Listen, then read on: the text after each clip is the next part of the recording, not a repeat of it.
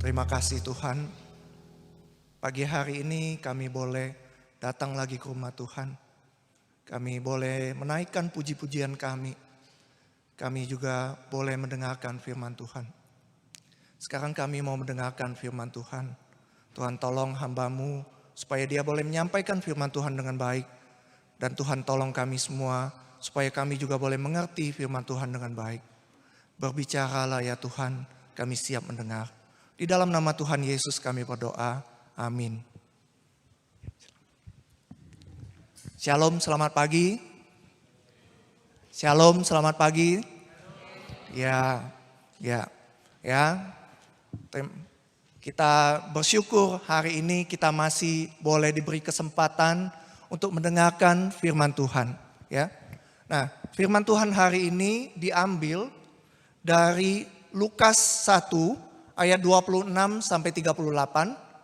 Teman-teman boleh membuka di Alkitab masing-masing atau boleh mengikutinya di slide yang sudah Lause siapkan ini ya. Lukas 1 ayat 26 sampai 38.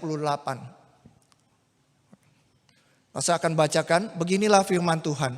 Dalam bulan yang ke-6, Allah menyuruh malaikat Gabriel pergi ke sebuah kota di Galilea bernama Nazaret. Kepada seorang perawan yang bertunangan dengan seorang bernama Yusuf dari keluarga Daud. Nama perawan itu Maria. Ketika malaikat itu masuk ke rumah Maria, ia berkata, "Salam, hai engkau yang dikaruniai, Tuhan menyertai engkau." Maria terkejut mendengar perkataan itu, lalu bertanya dalam hatinya, apakah arti salam itu?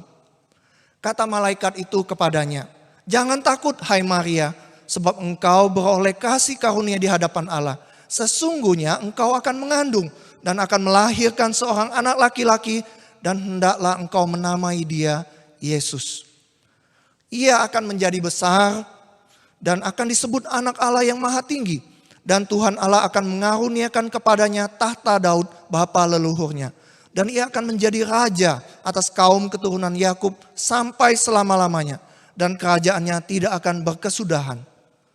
Kata Maria kepada malaikat itu, "Bagaimana hal itu mungkin terjadi? Karena aku belum bersuami."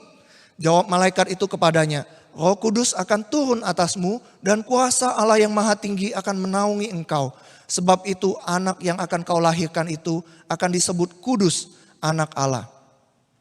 Dan sesungguhnya Elisabet sanakmu itu, ia pun sedang mengandung seorang anak laki-laki pada hari tuanya. Dan inilah bulan yang ke-6 bagi dia yang disebut mandul itu. Sebab bagi Allah tidak ada yang mustahil." Kata Maria, "Sesungguhnya aku ini adalah hamba Tuhan. Jadilah padaku menurut perkataanmu itu." Lalu malaikat itu meninggalkan dia. Nah teman-teman, sewaktu Lause mempersiapkan khotbah ini, Lause menemukan sebuah video yang menarik gitu ya. Menarik, tepat nggak tahu ya. Nanti coba kalian lihat ya. Nah, Lause akan mengajak kalian untuk melihat video ini ya.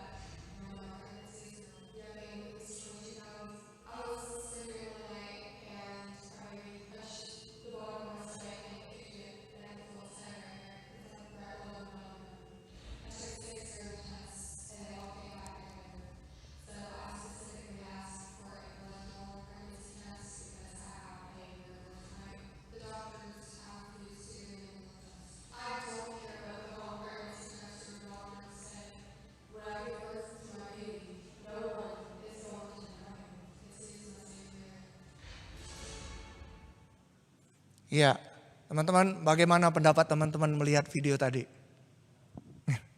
Ya, Nah, video itu bukan video yang dibuat-buat teman-teman, tapi memang kejadian nyata ya.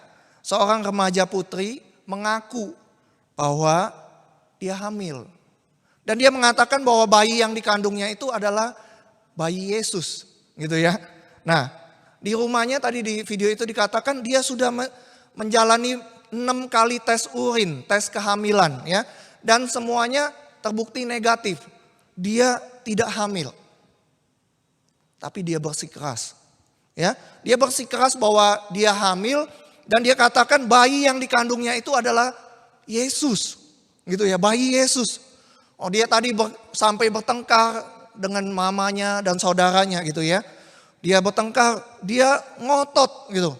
Dia bilang bayi yang dikandungnya itu adalah bayi Yesus. Nah, dalam video ini, langsung ini potong cuman ambil bagian depannya. Remaja putri itu menjalani tes USG, teman-teman ya. Tes USG, lalu dilihat ternyata memang dia nggak hamil. Ya, dia nggak hamil, tapi dia tetap ngotot. Dia bilang sama yang lain, dia bilang, kalian ya tunggu sampai bayi saya ini lahir, dia bilang gitu. Ya, dia tadi ngomong, dia bilang, aku percaya kepada Yesus juru selamatku, dia bilang gitu. Lalu dia kata dirinya itu dipakai Tuhan untuk melahirkan Yesus lagi ke dalam dunia. Ya, nah teman-teman. Di video itu juga dia berkata bahwa bayinya itu perutnya itu berkontraksi. Bayinya menendang katanya. Ditendang gitu ya. Nah, waktu Lause lihat video ini, Lause pikir kok ada ya orang zaman sekarang masih punya pemikiran seperti itu. Lause pikir kok konyol sekali nih anak cewek ini ya gitu.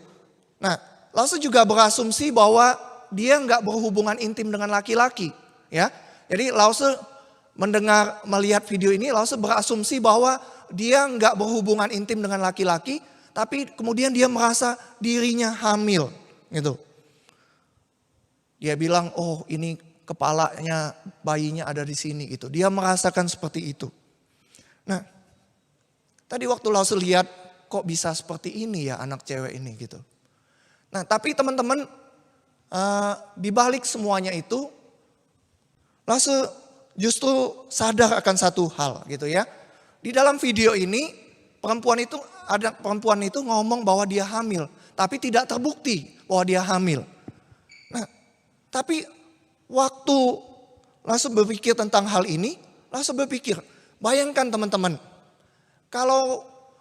bagaimana kalau ternyata pengakuan dia itu benar dan terbukti bahwa dia hamil. Lalu dia ngomong sama orang itu. Orang lain semua dia bilang, aku hamil. Tapi bukan karena laki-laki. Tapi karena Roh Kudus, dia bilang. Kuasa Allah melingkupi aku sehingga aku hamil. Bagaimana respon teman-teman kalau misalnya kejadiannya seperti itu? Ya, bagaimana respon teman-teman kalau misalnya ternyata dia benar hamil. Lalu dia bilang, aku bukan hamil dari laki-laki. Roh Kudus yang membuat aku hamil. Nah, teman-teman, Lause pikir respon kita mungkin, ini yang Lause pikir ya. Lause pikir respon kita pasti ngomong begini. Allah kamu mah. Kamu pasti udah kebablasan ya waktu pacaran. Benar nggak? Ya. Kita pasti punya respon seperti itu kan. Kita ngomong, aduh kamu alasan lagi mengatasnamakan Tuhan. Kamu pasti sudah kebablasan waktu pacaran sehingga kamu hamil. Sudahlah kamu bilang aja, gak usah cari-cari alasan. Kamu pasti hamil karena sudah kebablasan kan. Pasti kita ngomong begitu bukan? Kenapa? Karena mustahil seorang perempuan bisa hamil tanpa peranan seorang laki-laki gitu. Ya. Nah, teman-teman, Lause lihat di internet gitu ya. Lause lihat, oh ternyata teknologi sekarang itu memungkinkan teman-teman. Seorang perempuan itu bisa hamil tanpa berhubungan intim dengan seorang laki-laki. Ya, Lause ulangin ya. Teknologi sekarang, teknologi bayi tabung memungkinkan seorang remaja, seorang perempuan bisa hamil tanpa berhubungan intim dengan seorang laki-laki. Tapi tetap butuh seorang laki-laki. Ya, dia butuh donor sperma dari seorang laki-laki gitu. Dengan teknologi yang maju saat ini pun, lalu pikir kita tetap tidak bisa menerima kalau ada seorang perempuan bilang, aku hamil tanpa laki-laki, aku hamil karena Roh Kudus. Nah, itu kondisi saat ini teman-teman ya. Ketika seorang mengatakan dirinya hamil. Nah, langsung mengajak teman-teman membayangkan satu hal lagi ya. Bayangkan kalau itu terjadi 2000 tahun yang lalu. Kita saat ini teknologi sudah maju, memungkinkan seorang perempuan bisa hamil tanpa berhubungan intim dengan laki-laki. Kita sendiri sekarang ini pun tidak bisa percaya kalau orang bilang bahwa dia hamil tanpa laki-laki. Bagaimana dengan 2000 tahun yang lalu teman-teman? Ya, bagaimana kalau misalnya ada 2000 tahun yang lalu ada seorang remaja putri yang sudah bertunangan kemudian mengaku bahwa dia hamil. Lalu dia bilang, ini bukan karena laki-laki loh, ini karena Roh Kudus. Tuhan sendiri yang membuat anak ini di dalam perut saya. Kira-kira respon orang saat itu apa? Sama seperti kita mungkin kan. Allah, kamu ngomong-ngomong mengatasnamakan Tuhan. Kamu pasti sudah kebablasan. Ngaku aja, gak usah buat alasan yang bohong.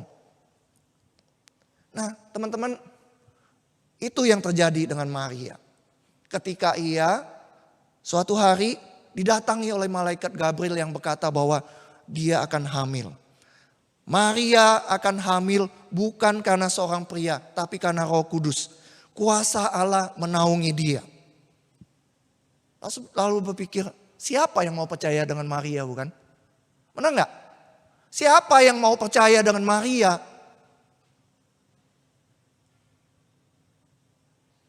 Dia mungkin sudah mulai perutnya membesar gitu ya. Dia mulai mual-mual seperti perempuan yang hamil biasa gitu. Namun di saat yang sama dia nggak bisa berbicara kepada orang lain. Nggak bisa cerita kepada orang lain. Kenapa? Karena nggak bakalan ada satu orang pun yang percaya kepada dia, bukan? Nah teman-teman, langsung mengajak kalian untuk sedikit berimajinasi lagi ya. Membayangkan apa yang terjadi saat itu. Langsung bayangin dia sudah hamil. Nah ketika itu dia sudah bertunangan dengan Yusuf. Lalu dia berusaha ngomong dengan Yusuf. Dia berusaha mikir bagaimana ya caranya aku ngomong sama Yusuf ya. Lalu suatu hari dia lihat, Yusuf lagi kerja gitu ya. Dia pikir, oh ini mungkin saat yang tepat untuk ngomong. Dia datang kepada Yusuf. Yusuf, aku mau ngomong. Maria, kamu datang. Sini, lihat. Kamu tahu apa yang sedang saya kerjakan? Saya saat ini sedang bangun rumah buat kita. Ya, aku sedang buat rumah. Kamu mau kamarnya di mana ya?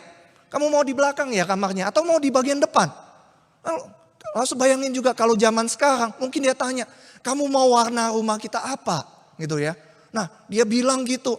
Lalu mungkin Maria terdiam gitu. Lalu dia bilang, Yusuf, aku mau ngomong sama kamu. Oh iya boleh. Ayo sini duduk sayang. Mau ngomong apa sayang? Gitu. Dia bilang gitu kan. Nah lalu Maria ngomong, ya aku mau ngomong. Aku mau kamu percaya penuh sama aku ya Yusuf. Oh iya dong, aku percaya penuh kepada kamu. Masa aku gak percaya sama kamu? Yusuf, aku hamil. Maksudmu? Aku hamil. Kamu hamil? Oh, teriak gitu kan Yusuf. Kaget dia. Kamu hamil Maria. Bagaimana mungkin? Loh kita kan aku gak mengerti. Dia bilang, kita kan gak pernah berhubungan. Kamu hamil, maksudnya apa? Dia bilang, iya Yusuf, aku hamil. Kamu tidur dengan siapa ya? Kurang ngajar ya kamu. Aku selama ini percaya penuh sama kamu. Tapi kamu kok seperti ini? Enggak Yusuf, aku hamil oleh karena Roh Kudus. Karena Tuhan yang sendiri yang menaungi aku. sehingga membuat aku hamil. Teman-teman, kira-kira respon Yusuf seperti apa? Ya, langsung membayangkan Yusuf marah besar. Dia lalu pergi meninggalkan Maria. Dia bilang, aku kecewa sama kamu Maria. Aku selama ini berpikir kamu adalah perempuan baik-baik. Tapi aku ternyata salah. Kamu benar-benar mengecewakan aku. Aku mau pergi. Dia pergi meninggalkan pekerjaannya. Meninggalkan Maria seorang diri. Teman-teman harus membayangkan juga ya. Maria duduk di situ menangis. Dia berkata kepada dalam hatinya. Dia berkata, Tuhan, waktu aku pertama kali menerima tugas yang kamu berikan ini. Aku tidak menyangka kejadiannya bakal seperti ini. Aku benar-benar tidak menyangka bahwa seperti ini akan terjadi kepada aku Tuhan. Aku gak sanggup lagi Tuhan. Yusuf tidak lagi mempercayai aku. Bagaimana aku bisa menanggungnya Tuhan? Masa membayangkan ada penyesalan di hati Maria. Nah, teman-teman, mungkin di antara kita sudah sering mendengar kisah Maria ini.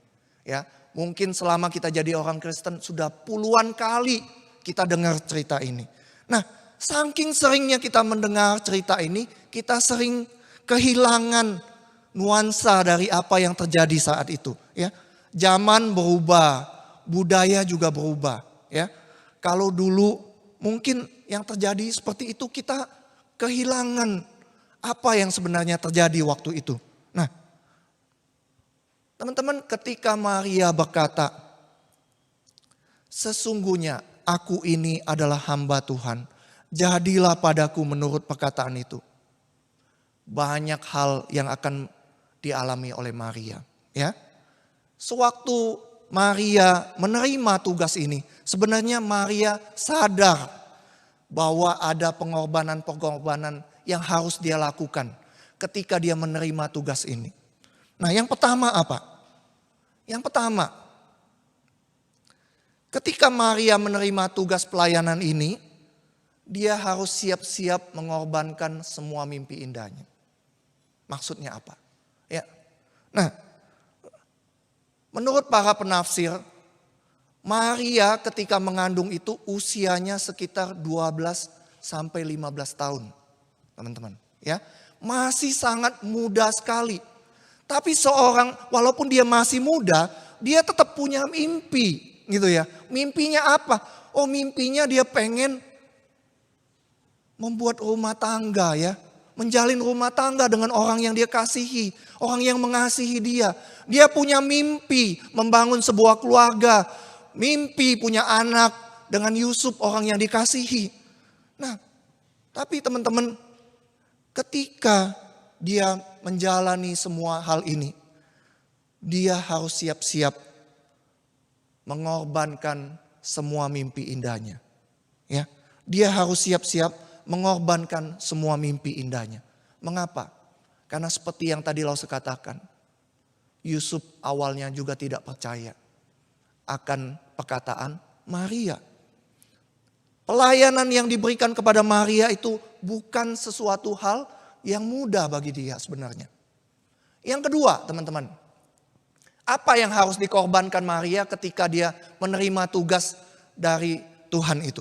Nah, yang kedua yang harus dia korbankan adalah Maria harus bersiap menanggung aib yang akan menimpa dirinya dan juga keluarganya. Tadi Lause katakan dia umurnya 12 sampai 15 tahun. Kalau umur segitu, orang tuanya masih ada nggak? Masih ada kan? Bagaimana dia mau ngomong? Coba, teman-teman pernah nggak berpikir bagaimana Maria harus ngomong sama papanya?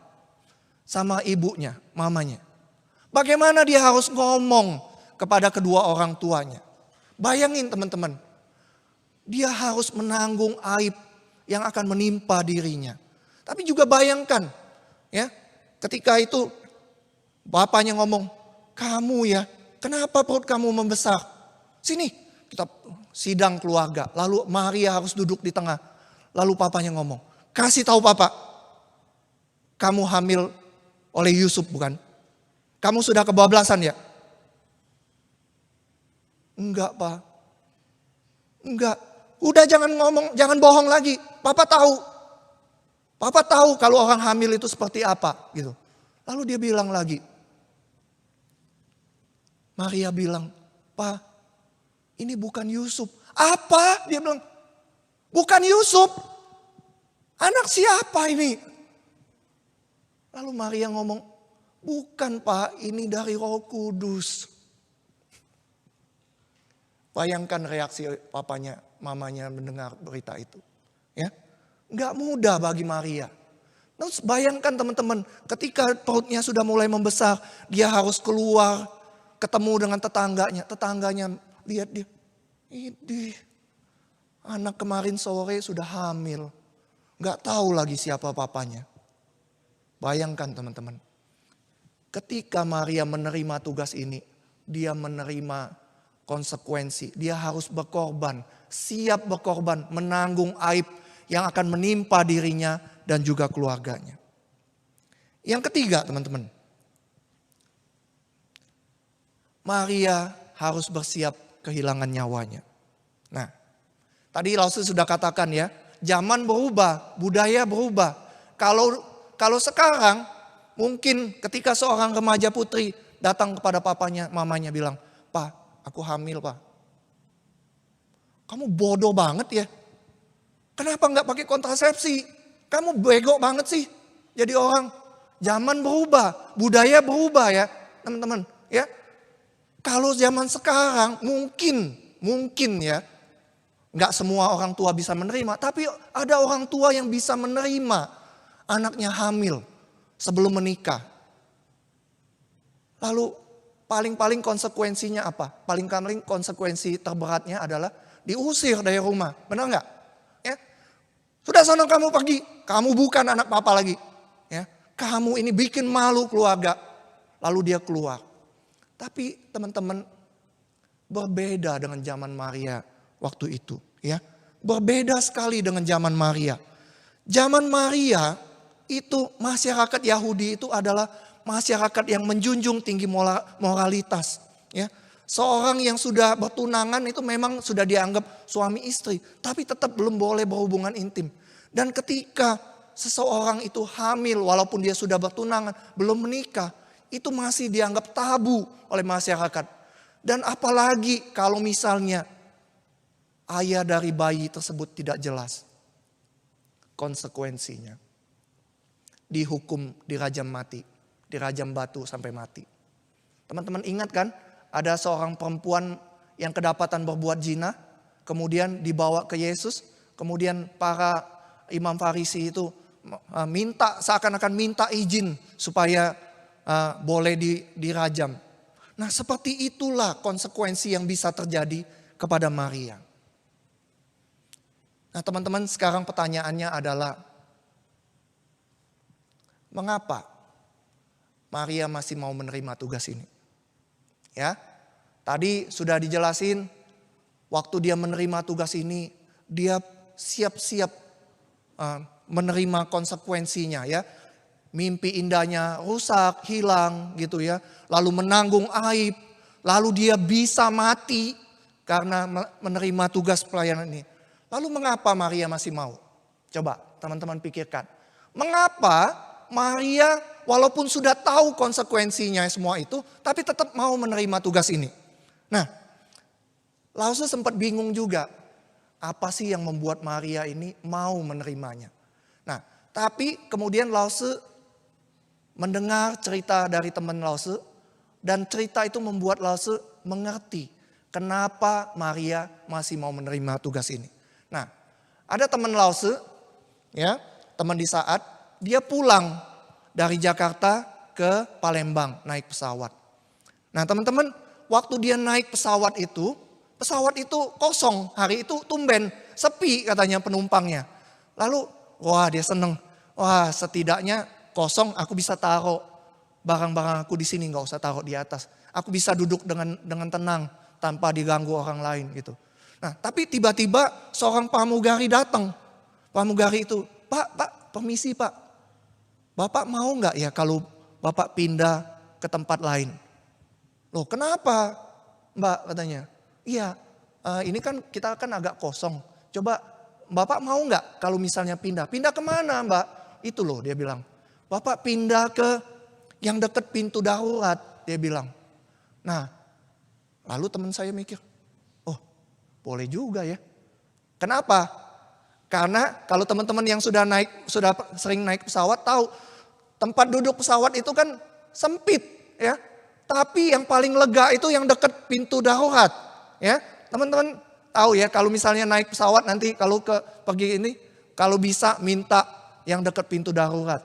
Kenapa? Karena jaraknya lega, tempat duduknya lega gitu ya. Lalu dia bilang, "Boleh deh, Mbak." Dia bilang, "Aku mau." gitu ya. Nah, dia pindah ke tempat dekat pintu darurat itu. Lalu seperti biasa pramugari peragain pakai jaket keselamatan, gimana mengancingkan sabuk keselamatan. Lalu sudah semua itu, lalu pramugarinya berkata kepada dia, kepada orang yang duduk di pintu darurat itu bilang, "Sekarang perhatikan ya Pak, Bapak yang duduk di dekat pintu darurat ini, tolong perhatikan. Dalam keadaan darurat, Bapak harus membuka pintu darurat ini begini caranya." Diperagain gitu ya, kayak gini. Diputar ininya, lalu didorong. Nah, waktu temen itu berkata, loh ternyata duduk di sini ada tanggung jawab yang besar juga ya ternyata gitu ya. Dia berpikir bahwa aku duduk di sini biar lebih nyaman. Ya tempatnya lebih lega gitu. Tapi ternyata ada tugas dan tanggung jawab yang lebih besar dibandingkan sekedar kenyamanan. Ternyata dengan duduk di kursi tersebut, dia sedang turut ambil bagian dalam menjaga keselamatan penumpang lainnya. Ya, saya langsung ulangin ya. Ternyata dengan duduk di kursi tersebut, teman Lasu itu berkata bahwa dia sedang turut ambil bagian dalam menjaga keselamatan penumpang lainnya. Waktu Lause mendengar perkataan teman Lause ini, Lause jadi ingat kepada Maria.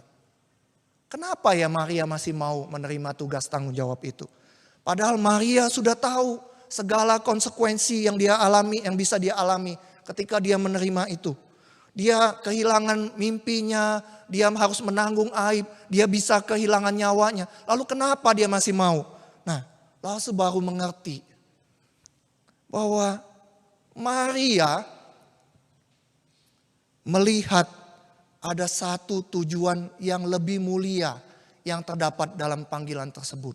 Dia tidak cuma melihat bahwa dia sekedar hamil bayi tersebut, tapi dia melihat ada satu tujuan yang lebih mulia yang terdapat dalam panggilan tersebut. Kenapa Lause katakan demikian? Nah, tujuannya apa? Teman-teman tahu bangsa Yahudi pada saat Maria itu hidup, itu di bawah penjajahan Romawi. Tapi sebelum Romawi sudah ada beberapa bangsa yang menjajah bangsa Yahudi. Namun teman-teman sejak lama para nabi itu menubuatkan seorang Mesias. Seorang juru selamat yang akan membebaskan bangsa Yahudi dari segala penjajahan. Bangsa Yahudi tahu itu. Maria juga tahu. Ketika malaikat Gabriel itu mengatakan bahwa kamu akan mengandung dan anakmu itu akan disebut anak Allah. Dia akan mewarisi tahtanya Daud. Pemerintahannya tidak akan berkesudahan. Dia tahu anak yang dikandungnya ini adalah Sang Mesias itu. Itu sebabnya Maria mau, teman-teman. Itu sebabnya Maria tak mau menanggung segala risiko tersebut. Karena dia tahu ada tujuan yang lebih mulia dari sekedar hamil anak tersebut. Dia ikut ambil bagian dalam keselamatan bangsanya. Teman-teman, Lause bergabung di GKA Immanuel ini awal tahun ini ya. Nah, Lause cukup enjoy melayani di sini, cukup senang melayani di sini bersama-sama kalian. Nah, tapi ada satu hal yang menurut Lause paling berat untuk dilakukan di gereja ini. Ya, kira-kira teman-teman bisa tebak nggak? Apa yang kira-kira paling berat yang Lause harus lakukan di tempat ini? Yang paling berat yang Lause harus lakukan di tempat ini adalah menyusun jadwal pelayanan. Teman-teman tahu nggak kenapa? Ada yang tahu? Kenapa menyusun jadwal pelayanan itu paling susah? Ini. Tidak semua orang mau melayani. Ya. Jadi Lause harus kontak satu-satu. Ya, Lause tanya, bisa nggak ya? Bisa nggak ya? Gitu. Memang nggak semuanya seperti itu. Banyak kan juga, ada juga yang waktu Lause ngomong, mau nggak melayani? Mau Lause, mau. Gitu. Mau apa lagi Lause? Apa yang bisa dibantu lagi? Ada yang seperti itu, ada. Tapi kebanyakan teman-teman, kebanyakan tidak mau melayani, tidak mau repot melayani. Nah, Lause teringat akan sebuah kutipan yang pernah Lause baca gitu ya. Sebenarnya semua inti masalah dari Lause hadapi itu adalah masalahnya sebenarnya adalah mau atau tidak mau. Masalahnya cuma itu. Mau atau tidak mau. Kenapa Lause katakan demikian? Ya. Karena kalau mau nih ya, semua halangan, semua masalah, semua kesusahan bisa dicarikan solusi, bisa dicarikan jalan keluarnya. Akan tetapi kalau nggak mau, semua hal bisa dijadikan alasan untuk tidak melayani, teman-teman. Ya, jadi masalahnya sekarang itu adalah mau atau tidak mau. Mau atau tidak mau melayani. Kalau mau, semua hal bisa dicarikan solusi, bisa dicarikan jalan keluarnya. Kalau tidak mau, semua hal bisa dijadikan alasan untuk tidak melayani Tuhan. Nah teman-teman, ketika melayani, Lause mengajak kalian semua untuk melihat ada tujuan yang lebih mulia di balik pelayanan kita gitu ya. Ada tujuan yang lebih mulia di balik pelayanan kita. Tujuannya apa? Pelayanan kita itu adalah bagian dari rencana keselamatan untuk orang-orang yang akan menerima keselamatan dari Tuhan.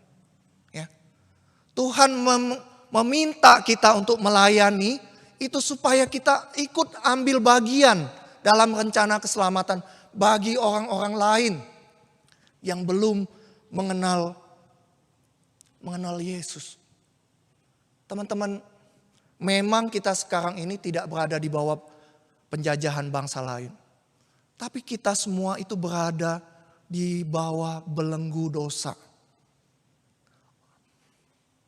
Lause banyak kali menemui orang-orang yang hidupnya dihancurkan oleh dosa. Lause menemui banyak sekali orang yang tidak tahu arti dan tujuan hidupnya. Lause menemui banyak orang yang di luar bisa tersenyum, tapi di dalam hatinya mereka menangis. Mereka tidak tahu kemana arah tujuan hidupnya. Mereka juga memiliki banyak sekali pergumulan yang seringkali tidak bisa diceritakan kepada orang lain. Nah teman-teman, mereka itulah yang membutuhkan kasih Tuhan. Banyak kali juga Lause menemui orang-orang yang hidupnya hancur.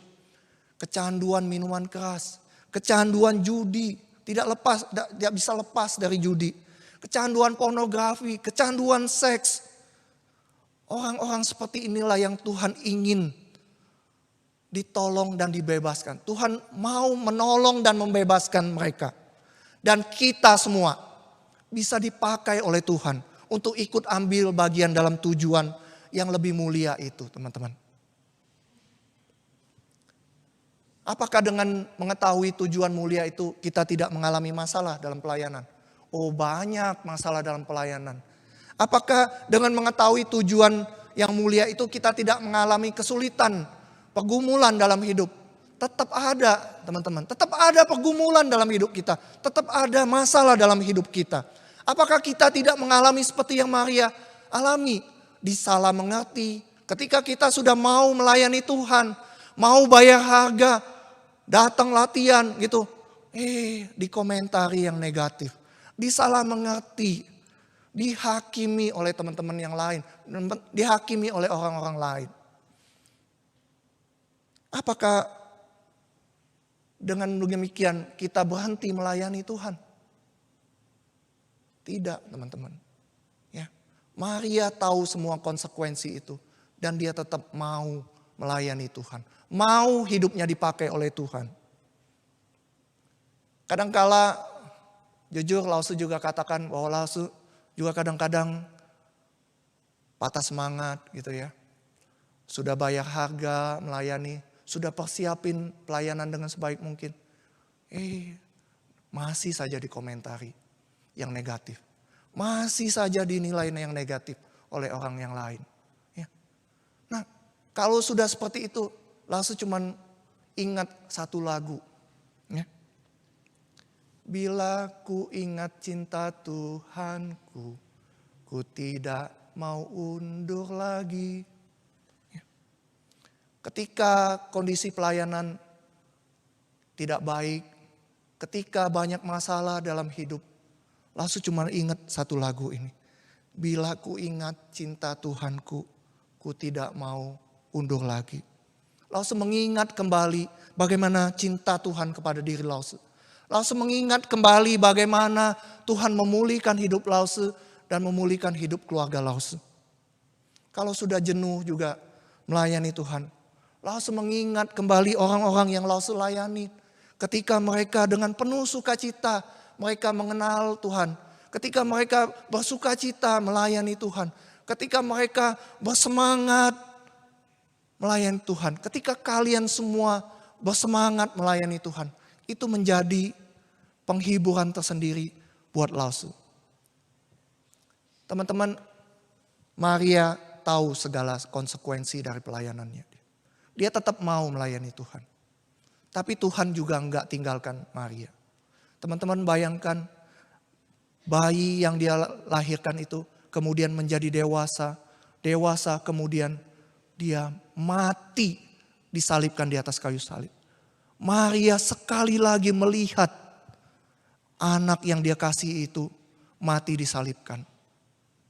Tapi Maria tidak pernah mundur dari pelayanan. Ya. Maria tetap mengasihi Tuhan. Dia percaya penuh. Dan ketika dia percaya penuh, dia melihat anaknya yang dia lahirkan itu, yang mati disalibkan orang lain, bangkit dari kubur, memberikan kemenangan. Dia berpikir bahwa anaknya itu akan menjadi raja dunia yang memimpin bangsanya lepas dari penjajahan bangsa Romawi. Tapi tidak seperti itu.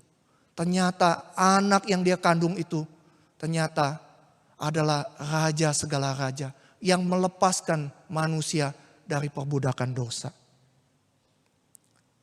Teman-teman, dalam pelayanan kita pasti akan mengalami kesulitan.